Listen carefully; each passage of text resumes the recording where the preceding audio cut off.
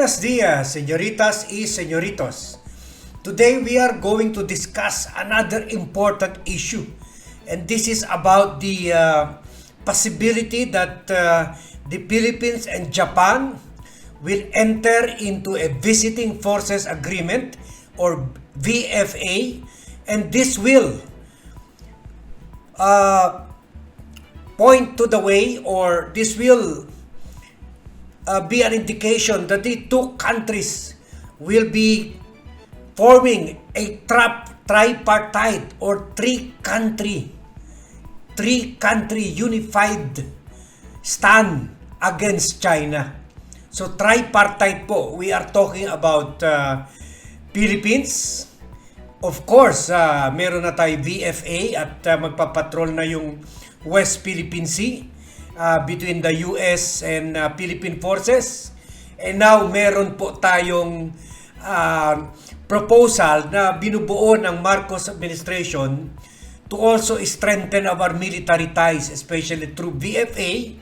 And then sabay-sabay rin po tayo magpatrol with Japan dyan sa West Philippine Sea.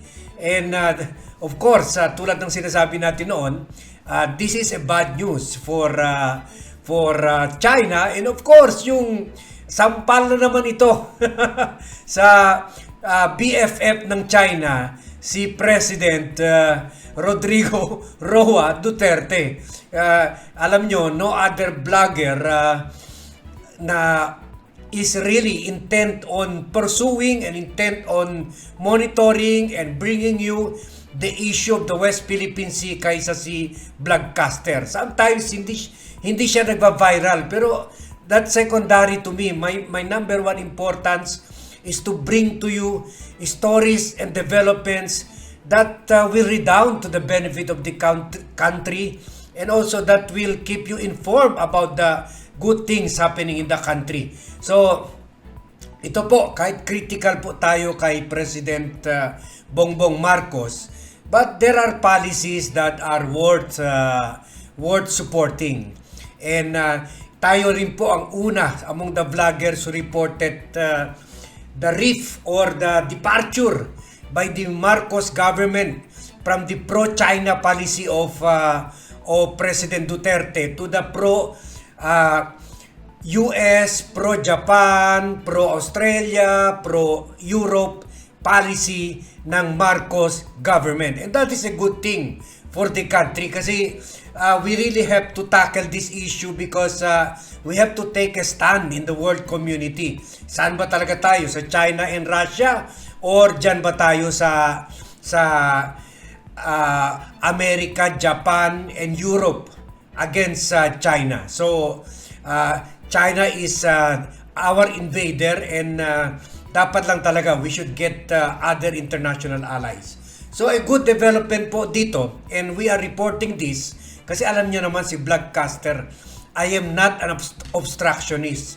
Anything, kahit most of the policies ngayon, inaatake natin sa Marcos administration, pero so far, pwera lang yung ang dami-dami niyang trip, pero so far, yung foreign policy niya and shift niya from Japan-centric, China-centric to Europe and America-centric and Japan-centric policy is good for the country, and we are going to support this. So may development po, may magandang development naman dito sa trip niya sa Japan, and we reported this earlier, pero ang bago po dito yun, gagawa na po sila ng visiting forces agreement. Ang maganda po sa visiting forces agreement, gagawa po yung Japanese and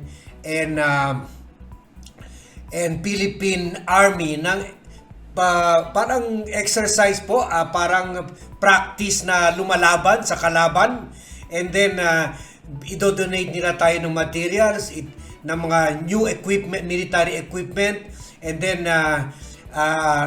iti-train nila tayo paano sa paggamit ng mga equipment na yun, kung wari na magsasama-sama tayo sa gera in the future. So alam natin how to operate, and then tayo rin tuturuan natin yung mga Amerikano kasi alam nyo po, hindi dapat maliitin yung Pilipinas.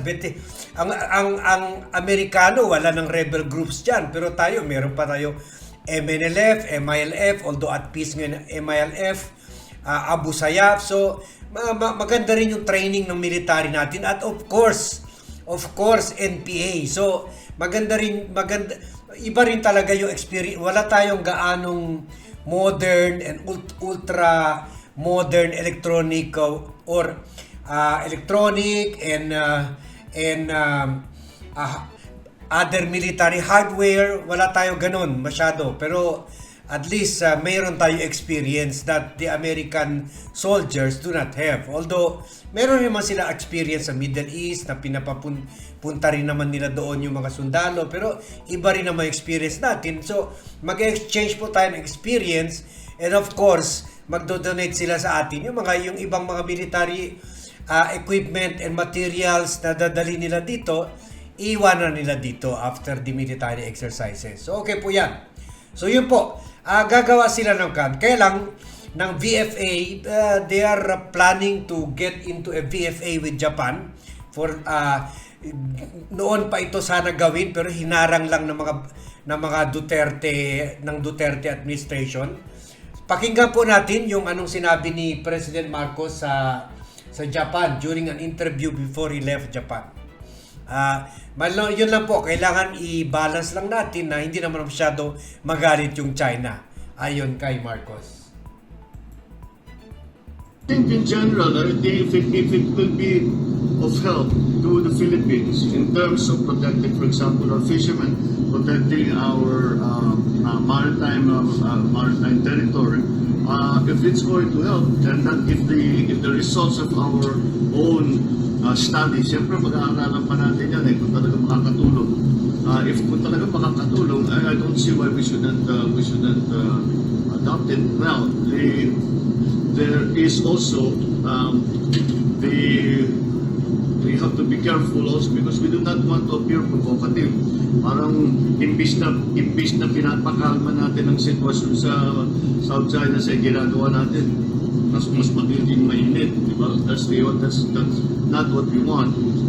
Ang iniisip ko lang, yung ating mga fishermen, kailangan maprotektahan, kailangan maliwanag na tayo sa Pilipinas na talagang we are patrolling our waters and making sure that it is well recognized na yan ang talagang territory talaga maritime territory talaga ng Pilipinas yan. That's the intent. As long as if we can achieve that, if it is appropriate, if it does not constitute a danger of increasing tensions, then it might be useful for the Philippines. What specific ways do you want that to take shape? The defense cooperation with Japan and the U.S. and the Philippines? Well, it's just a question of agreeing, because we really haven't talked about it in detail. It's just been a proposal. There is the equivalent of a BFA for the Japanese. There is another proposal from the Japanese on a U.S.-Japan-Philippine tripartite agreement. Yun, bago yun. So that we really have to discuss what exactly does that entail. And of course, we have to talk to the Americans also para makita kung ano pa talagang roles that are going to be played. Should there be a tripartite agreement? So yung proposal is in concept pa lang, in principle pa lang. We don't really have details yet. So siguro sometime down the road we'll sit down with our Japanese counterparts and American counterparts and tingnan talaga natin what is it really that they want.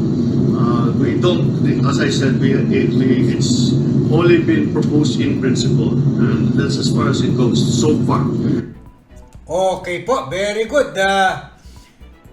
Very good, Mr. President. Kahit sinabihan ka na weak leader ni former President Duterte, at least nagpapakita ni si President Bongbong na may yagbulls naman siya. may sabi ng mga Mexicano, may cojones. May cojones.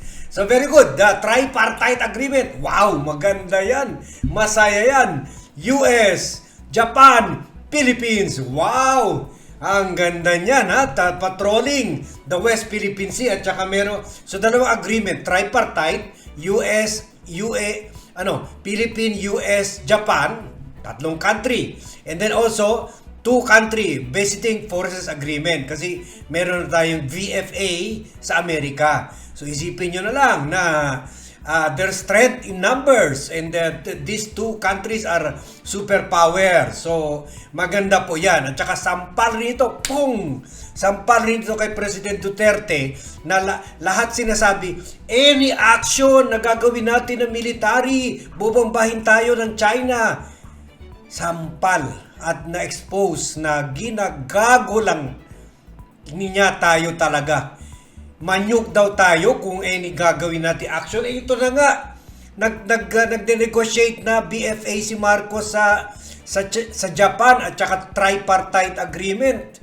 Hindi pa nga tayo binobomba. Andyan na nga yung magpapatrol na tayo sa West Philippine Sea. Hindi pa nga tayo binobomba. So, yun, parati ko yan binablog noon. Niloloko lang talaga tayo ni President Duterte. At marami talaga naniwala. So, ito, this is good news at best of all, ang gagawin ng Pilipinas at Japan is to protect our fishermen. Bimantakin nyo, nung time ni Duterte, hindi niya pinoprotektahan yung fishermen at yung may isang Chinese boat na binangga yung Philippine ship. Ang ginawa pa niya, pinakiusapan niya yung mga Chinese community dito para mag-donate ng pera para ibigay na lang doon sa Kwan para lang hindi tayo magka-tension sa China. Grabe. So ngayon, tutukan nyo lang kay Vlogcaster kasi okay lang, kahit hindi viral, okay lang. Basta importante, I get to deliver to you the good news. I get to deliver to you the news that matters. Kahit hindi tulad yung mga news ng mga artista, hindi tayo nagbabiral, okay lang. What's important is I respect your intelligence and I know that is the kind of news that you want from Vlogcaster Armandin. So, please, ikalat nyo itong for other Filipinos who are politically matured and who want to know the news from the real news or the news behind the news, the views, analysis behind the news, and to also encourage them to subscribe to the Views Action Destiny or VAT channel in YouTube and the Views and the Vlogcaster Armandin Facebook page in Facebook. So mucho y mas gracias and see you in my next vlog.